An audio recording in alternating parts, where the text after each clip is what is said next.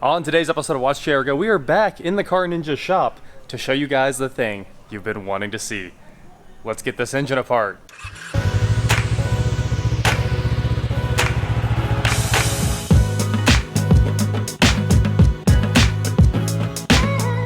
What is going on, guys? I'm Watch Chair Go, and today we are here at the Car Ninjas with my 2011 Chevy Camaro RS powered by the LLT V6, the 3.6 liter timing chain killer. So, the timing chain killer obviously needs timing chains because it's got 128,000 miles on this thing. We are going to start on it today, at least tearing it down. We'll see how far we get. The book calls for 8 hours to change the timing cover, and who knows how much more just to get in to actually do the chains. They might get here today, they might not. We're going to get as far as we can. We're just going to get this hood open and start pulling the thing apart. I can't wait to see the valve covers come off. That's all I want to see. Is there sludge under the valve covers? You remember the pictures from before? And I'll show them to you once we get this thing open and we can take a look inside the engine. As a bonus, we might even stick a camera down inside the intake and take a look at the valves because I think they're better too. Hood. Yeah, it's right there. Let's get this hood open here.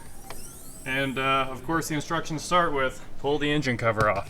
So we get rid of the beauty cover to start with. This is of course GM, so 8, 10, 13 should get us really, really far. Pull out that retainer there. Get the MAF unhooked. There we go. Looks like we need a 10 right there. Well, maybe a couple of 8s too.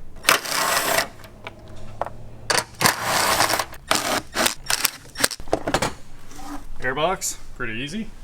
Get that out of the way. Intake elbow, pop that guy off. Start throwing stuff out of the way here. I will say that was super fast to clear a whole lot of the engine bay out of the way. And there is a lot more room there than I expected. I thought the radiator would have to come out. It might not have to come out. Okay, so I'm gonna go with we do something like pop this off, maybe PCV line, and then pop off the throttle body connector right there.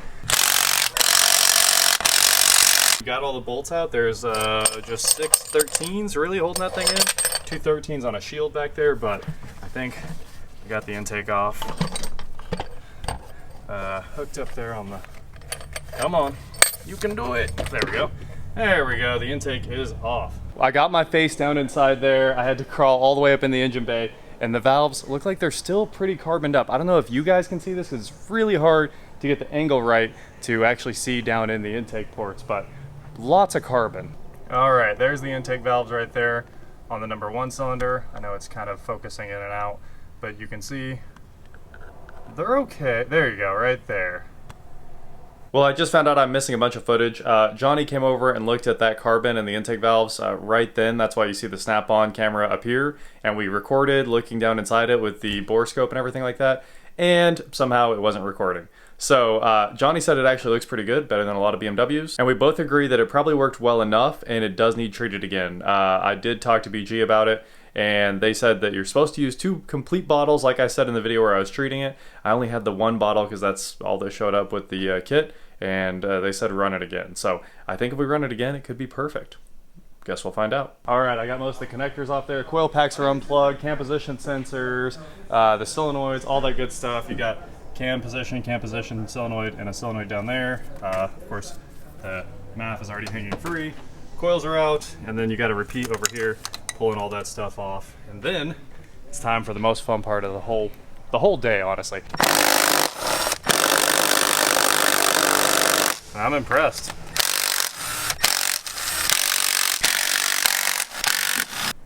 I think the first valve cover's off here. Looks like it's gonna need a little wiggling here. Good thing these are plastic and they don't get extremely hot.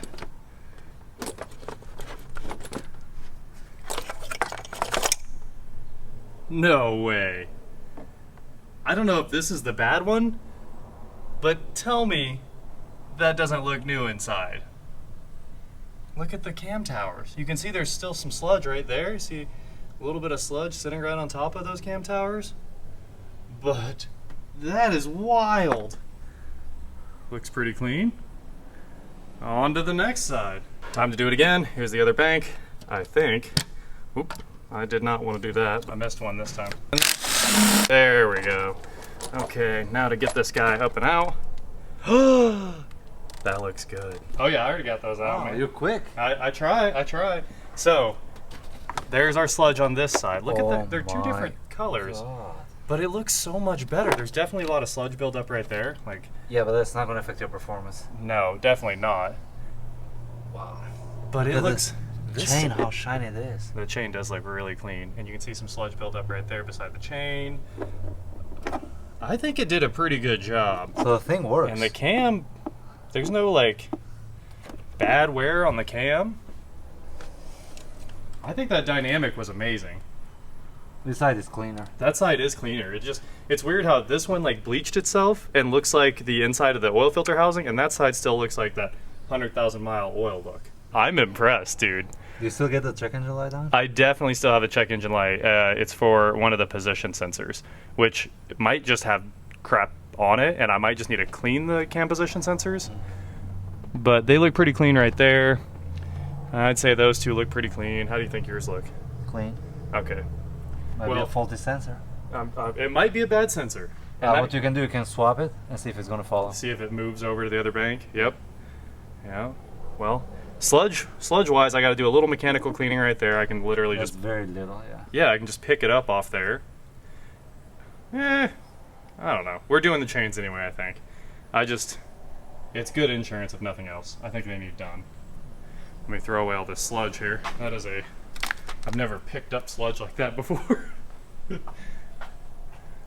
Oh, and we're gonna do the PCV mod that actually fixes this completely.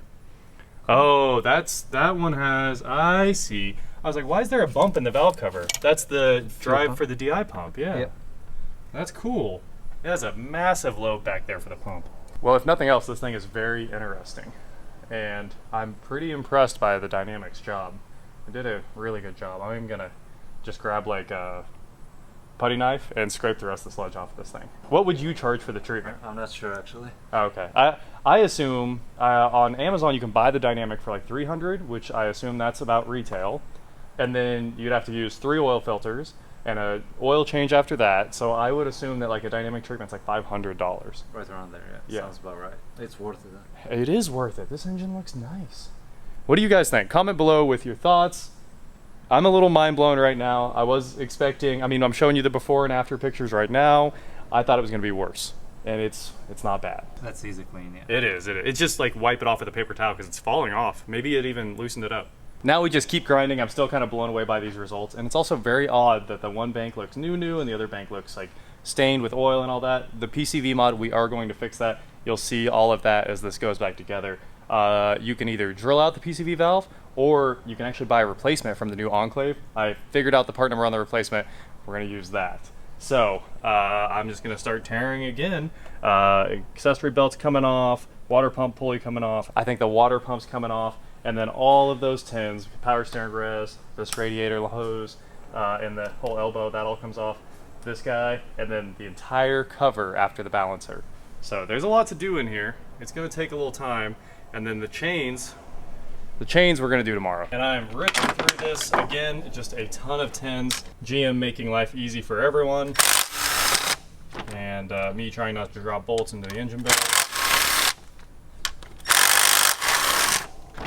And one more. There we go. Here's one solenoid. Let's see what it looks like after driving it a little bit. How does that look brand new? Bunch of oil dripping off of it. There's one of the cam position sensors. I will say that looks like it's got a lot of sludge on the end of it. Accessory belt's off. Now, time for the water pump pulley and the actual coolant elbow here. The coolant elbow is kind of in the way of everything, so you do have to get that off pretty early. And up she goes. Hey, GM, thank you. That is as easy as it gets. So, grab a drain pan and dump this thing down. We're gonna talk about the long and lonely road. This is gonna take like 30 minutes. This little dribble coming out of the cooling system here. Alright, I'll give it a few minutes before I pull the cooling system apart. One interesting note in here, we found out this thing has a brand new water pump. So let's get to taking that thing off.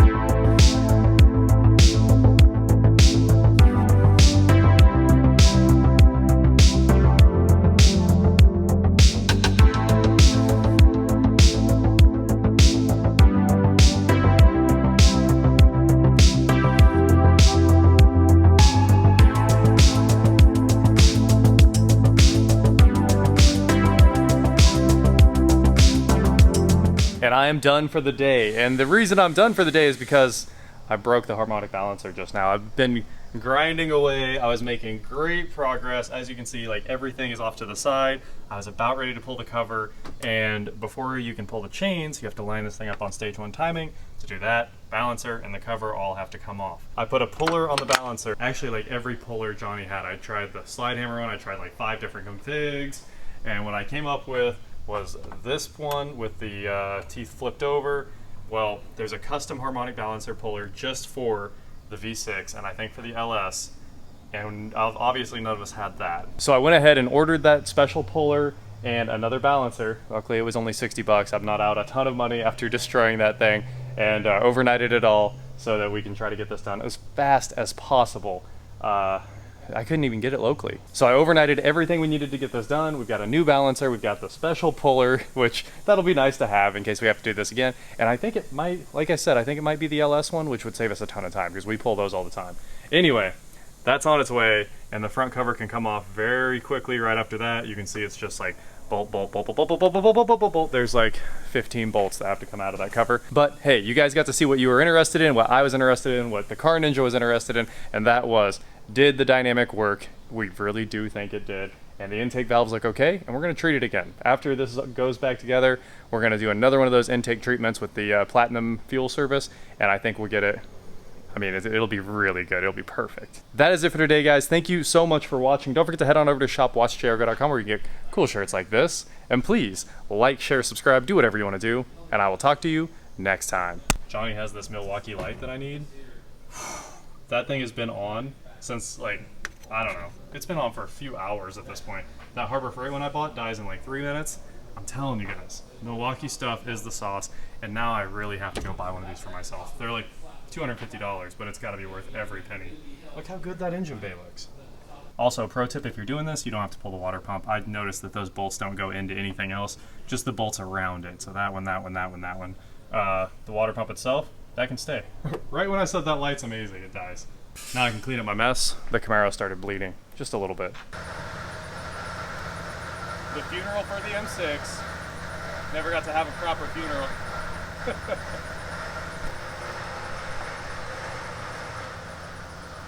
About a foot.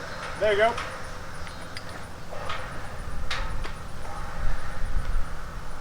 It looks like the world-ending storm is coming anytime now, but the M6, it's going away.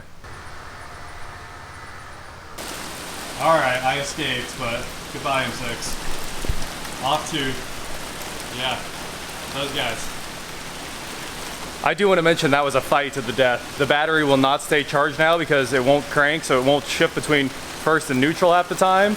And I didn't realize that everything has to be shut to make S&G shift to neutral. So eventually we threw the jump pack in the trunk, shut the hood and the trunk, and it shifted to neutral. And we got that done, and then the window wouldn't roll up because the battery was dead, the jump pack was dead. We jumped it with the Titan, we got it done. This guy rocks. Good team.